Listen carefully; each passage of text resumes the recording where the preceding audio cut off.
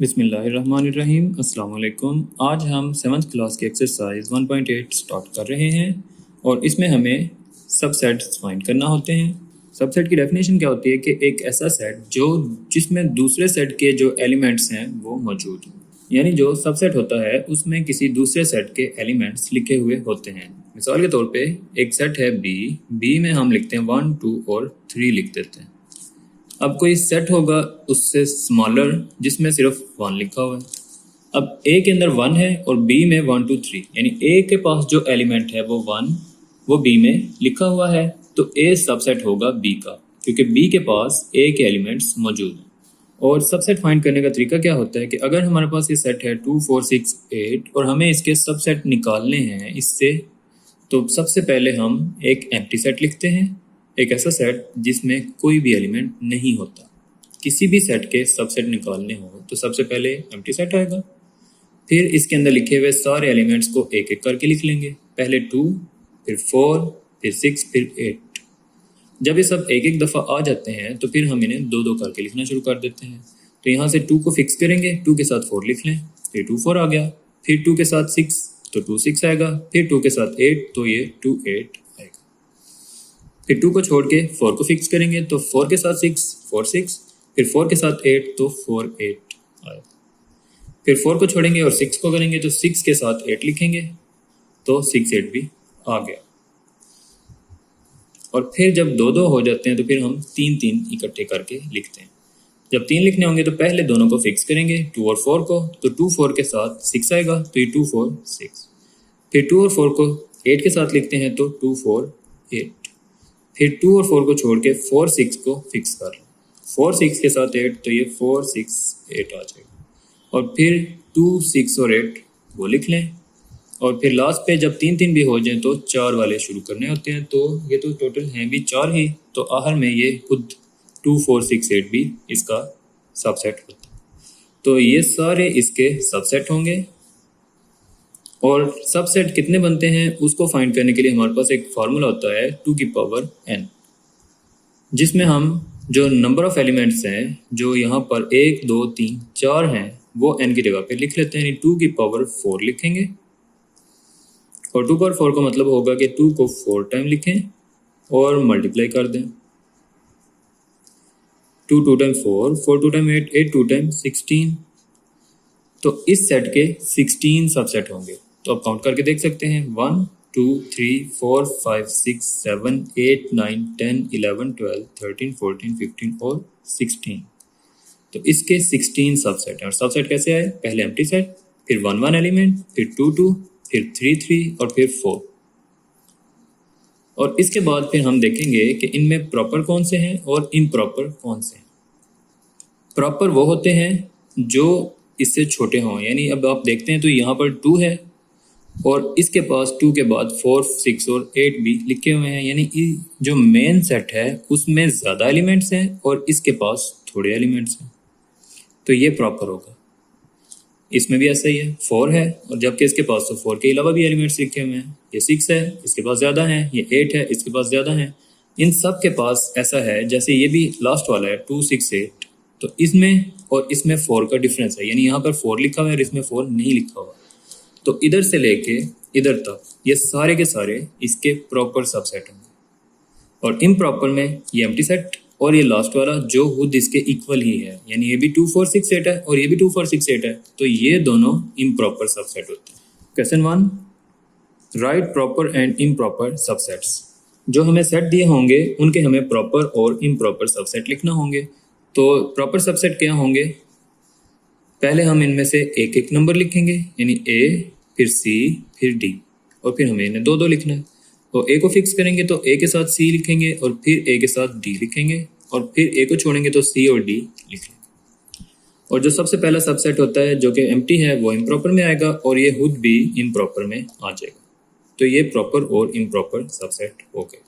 और ये वाला हमने भी कर लिया है, जिसमें प्रॉपर जो है वो 2, 4, 6, 8, 2, 4, 2, 6, 2, 8, 4, 6, 4, 8, 6, 8, 2, 4, 6, 2, 4, 8, 2, 6, 8 और 4, 6, 8।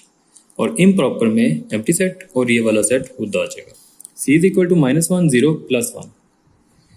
तो इनमें से सबसे पहला सेट एम्प्टी, फिर उसके बाद -1, फिर 0, फिर +1, फिर हम दो लिखेंगे, -1 और 0, -1 और +1, और 0 और +1, और फिर ये सेट खुद भी आएगा। तो ये इम्प्रॉपर में चले जाएंगे और ये सारे प्रॉपर सबसेट हो जाएंगे। D = 4, 8, 12, 16। इसमें से भी पहला और आखिरी सेट इम्प्रॉपर में चले जाएंगे और बाकी सारे प्रॉपर सबसेट बन जाएंगे। फिर ये है, इसमें शेप्स दी हुई हैं, ये ट्रायंगल, सर्कल और रेक्टेंगल है। तो एम्प्टी सेट और ये वाला अपना सेट ये दोनों इम्प्रॉपर में जाएंगे, और जब प्रॉपर की बारी आएगी तो हम पहले एक एक शेप लगा लेंगे। पहले ट्रायंगल आएगी, फिर सर्कल, फिर रेक्टेंगल, फिर हम इन दोनों को लिखेंगे, ट्रायंगल और सर्कल को, फिर ट्रायंगल और रेक्टेंगल को, और फिर सर्कल और रेक्टेंगल को। तो ये प्रॉपर हो जाएंगे और ये इम्प्रॉपर। F = ज़ारा, असलम, ज़ीशान। तो एम्प्टी सेट और ज़ारा, असलम, ज़ीशान वाला फुल सेट ये दोनों इम्प्रॉपर में आ जाएंगे, और प्रॉपर में फिर हम इन्हें अलग अलग लिखेंगे। पहले ज़ारा, फिर असलम, फिर ज़ीशान, फिर हम इन्हें दो कर लें, ज़ारा असलम, ज़ारा ज़ीशान और असलम ज़ीशान। तो ये आंसर हो जाएगा। Question number 2, identify super set. अब हमें सुपर सेट बताना है। सुपर सेट सब सेट से उल्ट होता है। एक ऐसा सेट जो बड़ा हो, जिसके पास ज़्यादा एलिमेंट्स हों, वो सुपर सेट होता है। हम इन दोनों को देखेंगे कि इनमें सुपर सेट कौन सा है। तो ये है ACD और ये ABCD। इसके पास B ज़्यादा है, तो B सुपर सेट होगा, ये वाला B, और A सबसेट होगा। यानी इसमें जो एलिमेंट्स हैं वो इसके पास मौजूद हैं और उसके पास एक ज़्यादा भी है, ये सबसेट हो जाएगा और ये सुपर सेट होगा। तो हम लिखेंगे B जो है इसका आंसर है, B सुपर सेट है। फिर C और D में देखना है, तो ये D के पास तो 2 ही एलिमेंट्स हैं और C के पास ज़्यादा एलिमेंट्स हैं, तो C इसका सुपर सेट हो जाएगा। C जो है वो। N और W ये नेचुरल नंबर्स हैं जो 1 से स्टार्ट होते हैं, और ये होल नंबर्स हैं जो 0 से स्टार्ट होते हैं। इसके पास 0 ज़्यादा होता है, बाकी सारे नंबर तो सेम ही होते हैं दोनों में, तो ये 0 ज़्यादा होने की वजह से W सुपर सेट होगा। E में 1, 2, 3 से लेकर 10 तक नंबर हैं, और F में 0 और +1, +2 और +10 तक नंबर्स हैं। यानी इसके पास प्लस वाले नंबर्स भी हैं और माइनस वाले नंबर्स भी हैं। इसमें ज़्यादा नंबर और इसमें थोड़े हैं, तो ये F जो है सुपर सेट होगा। इस सेट में U, V, W, X हैं, जबकि इसमें U, V, W, X और आगे Y, Z इजाफी, तो ये सुपर सेट हो जाएगा। Question number 3, separate equal and equivalent set. अब हमें ऐसे सेट अलग करने हैं जो इक्वल हों, या फिर वो सेट बताने हैं जो इक्विवेलेंट हो। इक्वल सेट ऐसे सेट होते हैं जिनमें लिखे हुए जो नंबर्स हैं वो एक जितने होते हैं और उनकी तादाद भी एक जैसी होती है। जैसे ये है 0, 2, 4, 6, 8 और ये है 0, 2, 4, 6, 8। अब इसमें लिखे हुए नंबर्स और इसमें लिखे हुए नंबर्स दोनों सेम हैं, एक ही जैसे नंबर है, ये इक्वल सेट होगा। जबकि यहाँ पर 1, 3, 5, 7, 9 लिखा है और इधर A, B, C, D, E लिखा है। अब ये दोनों सेम नहीं हैं, लेकिन इनमें एक चीज़ कॉमन है, वो क्या कि 1, 2, 3, 4, 5 इसमें 5 एलिमेंट हैं, और 1, 2, 3, 4, 5 इसमें भी 5 ही एलिमेंट्स हैं। दोनों के पास 5 एलिमेंट हैं। अब अगर नंबर ऑफ एलिमेंट्स सेम होंगे तो हम उसे इक्विवेलेंट बोलेंगे, और अगर वो एलिमेंट हों भी सेम ही, यानी नंबर ऑफ एलिमेंट भी सेम हो और जो अंदर नंबर लिखे हैं वो भी एक जैसे लिखे हुए हैं, जैसे इसमें लिखे हैं, तो इसे इक्वल बोलते हैं। और अगर वो सेम नहीं लिखे हुए लेकिन तादाद उनकी, क्वांटिटी उनकी एक जितनी है, तो वो इक्विवेलेंट होगा। ई में 1, 2, 6, 7, 8 लिखा है और एफ में भी 1, 2, 6, 7, 8 ही लिखा हुआ है, यानी इसके अंदर सेम एलिमेंट्स लिखे हैं, तो ये इक्वल होगा।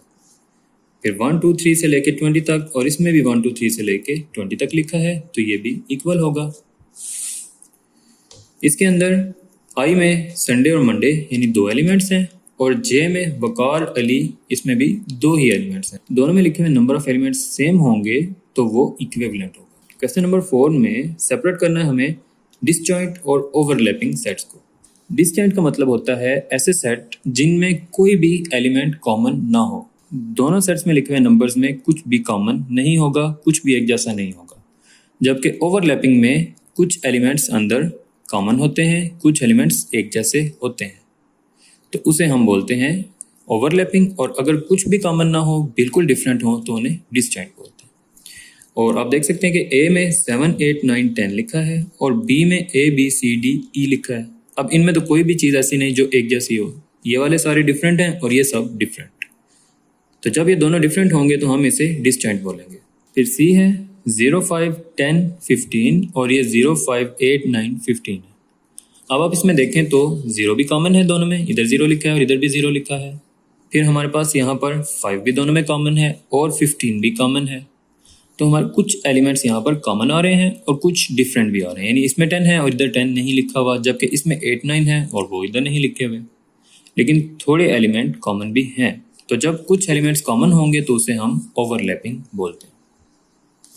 नेक्स्ट पार्ट में 1, 2, 3, 4, 5, 6 यहाँ पर लिखा है और यहाँ पर भी 1, 2, 3 और 5, 6 लिखा है।